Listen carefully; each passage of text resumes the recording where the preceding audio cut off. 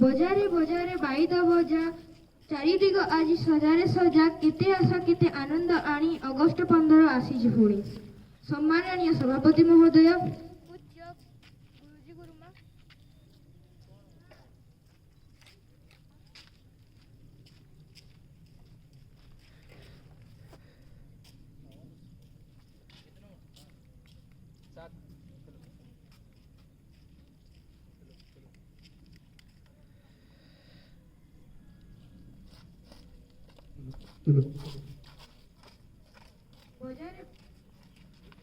বজারে বজারে বাইদ বজা চারিদিগ আজি সজারে সজা কেতে কেতে আশা কেতে আনন্দ আনি অগস্ট 15 আসিছে পুଣି।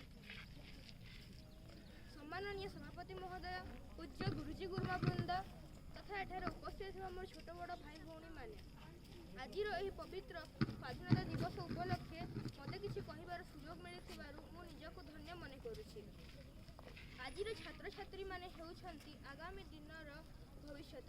ତାଙ୍କ ମଧ୍ୟରେ ରହିଛି ଅସରନ୍ତି ଶକ୍ତି, ତାଙ୍କ ମଧ୍ୟରେ ରହିଛି ଅଦମ୍ୟ ସାହସ।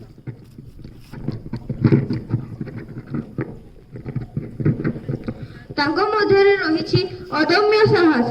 ସେମାନେ ତାଙ୍କ ମଧ୍ୟରେ ଥିବା ଉଦ୍ଦମତାକୁ ବ୍ୟବହାର କରି ଅସାଧ୍ୟଟିକୁ ମଧ୍ୟ ସେମାନେ ସାଧ୍ୟ କରିପାରିବେ। ଯେତେବେଳେ ଆମ ଦେଶ ଭାରତଟି ଇଂରେଜମାନଙ୍କ ଶାସନରେ ଶାସିତ ଥିଲା, ସେହି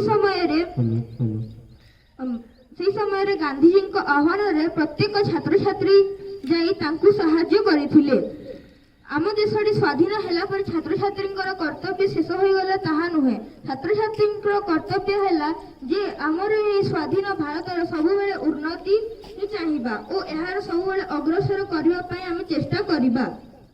ଆମ ଦେଶଟି ସ୍ୱାଧୀନ ହେଲା ପରେ ଆମର ରାଜନୈତିକ ଓ ନୈତିକ କ୍ଷେତ୍ରରେ ଅଧିପତନ ହେବା ଫଳରେ ଛାତ୍ରଛାତ୍ରୀ ଗୁଡ଼ିକ ହୋଇଗଲେ ବିଶୃଙ୍ଖଳିତ ଏବଂ ବିପର୍ଯ୍ୟୟ।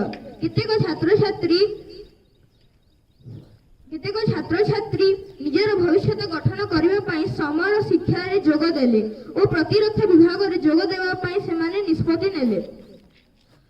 ଆମ ଦେଶର ଛାତ୍ରଛାତ୍ରୀଙ୍କର କର୍ତ୍ତବ୍ୟ ଏହା ହେଲା କି ଯେ ଆମ ଦେଶର ଗଣତନ୍ତ୍ରକୁ ସୁରକ୍ଷା କରିବା, ଯେପରିକି ସ୍ୱାଧୀନ ଗୋଷ୍ଠୀମାନଙ୍କ ଠାରୁ ସରକାରଙ୍କ ଯୋଜନା ଗୁଡ଼ିକୁ ଆଣି ଜନସାଧାରଣଙ୍କ ପାଖରେ ପହଞ୍ଚାଇବା, ନିଶାଦ୍ରବ୍ୟ ପ୍ରତି ତୀବ୍ର ଆନ୍ଦୋଳନ କରି ଏକ ସୁନ୍ଦର ଏବଂ ସରଳ ସମାଜ ଗଠନ କରିବା, ଛାତ୍ରଛାତ୍ରୀଙ୍କୁ ଭାରତର ସଂସ୍କୃତି ବିଷୟରେ ଅଧିକରୁ ଅଧିକ ଜଣାଇବା ଏବଂ ପାଶ୍ଚାତ୍ୟ ସଭ୍ୟତାକୁ ବ୍ୟବହାର ନ କରି ଆମେ ଆମ ଦେଶର ପୁରୁଣା ସଂସ୍କୃତିକୁ ଆମେ ଅଧିକରୁ ଅଧିକ ବ୍ୟବହାର କରିବା ଏବଂ ପ୍ରାକୃତିକ ସମ୍ପଦକୁ କେବେ ହେଲେ ନଷ୍ଟ କରିବା ନାହିଁ। ପ୍ରାକୃତିକ ଓ କୃତ୍ରିମ ବିପର୍ଯ୍ୟୟ ସମୟରେ ଆମେ ଆଗକୁ ବଢ଼ି ସମସ୍ତଙ୍କର ସେବା କରିବା।